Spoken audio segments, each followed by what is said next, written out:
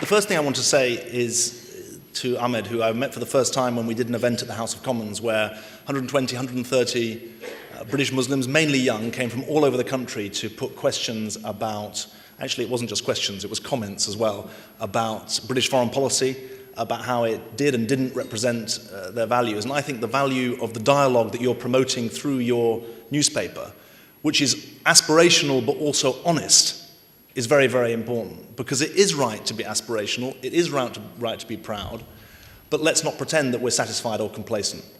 And I do pay tribute to the work that you're doing through the paper.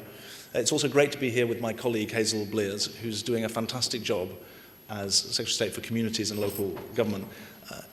I think that in the Labour Party, Hazel does represent better than anyone else I know the values of community, because she puts into practice what she actually believes in her own constituency in Salford. And anyone who's been up to, I daren't say anyone who's been up to Manchester, but if you want to get the train, you have to go to Manchester, and you see what's happening in Salford, where the land of Lowry is being turned into the centre of 21st century British media culture. You'll see what building community and renewing community can be about. The reason I wanted to do this, to speak to you tonight, despite the fact that I've got another engagement that I'm going to have to leave for, I did want to make time for this, because I think the stories of the people in this room are inspiring about what our country can be. And I wanted to come here to say that I am proud of what you're doing, not really as a government minister, but actually as a fellow citizen. I think that the achievement, the struggle, the progress that is represented in this room is something that should make us proud of what our country can be, proud of the potential of our country. And I say that because I feel that the success that we are celebrating tonight, the Muslim success and, as Ahmed says, the non-Muslim success as well, the success that we are celebrating, that you're celebrating, is actually testimony to the best British values. Those are values that take people as they are, not where they come from. It judges people by what they do, not who they are or what position they hold. It encourages them to succeed on the basis of merit rather than on the basis of background. And it takes the best of the world and tries to make Britain better on the basis of it. And I'm going to talk a bit about how that speaks to me as Foreign Secretary, the idea that we're trying to take the best of the world to improve our country.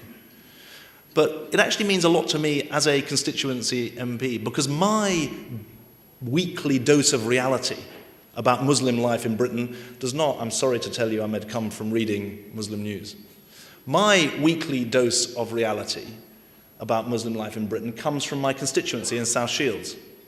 And some of you might think that's an unusual place to have a perspective on Muslim life in Britain. But when I tell you, I think you probably all know, the oldest, but certainly one of the oldest Muslim communities in Britain is the Yemeni community in Britain.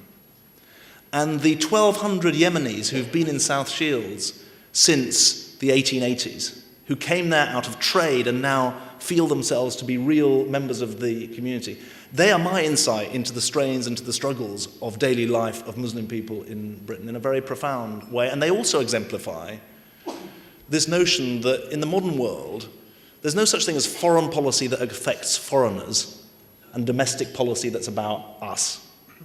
In the modern world, in this small shared planet, foreign policy is domestic policy. It's foreign policy because health pandemics go from one part of the world to the other, because of climate change that Ahmed you referred to, because of terrorism, let's be honest about it. This is a world that either we learn to share together or we're going to fail to share it, and the misery and the suffering is going to be significant. And I feel that for 2 or 3 generations, this has been a country which has gradually, in some ways haltingly, come to terms with the fact that Muslims from all over the world, I always feel there isn't one Muslim community, there are many Muslim communities. Muslims have come from all over the world and chosen to make their life here, and are now making our country, they're enriching our country in all the senses of that word. And the important thing, and I think this is a fair thing to say, the Muslim communities of Britain are incredibly proud of their roots, like many immigrant communities actually. but they grow wings as well as being proud of their roots. They use their roots as a platform, as a basis, as a foundation, but you are actually communities of broad horizons and international outlook.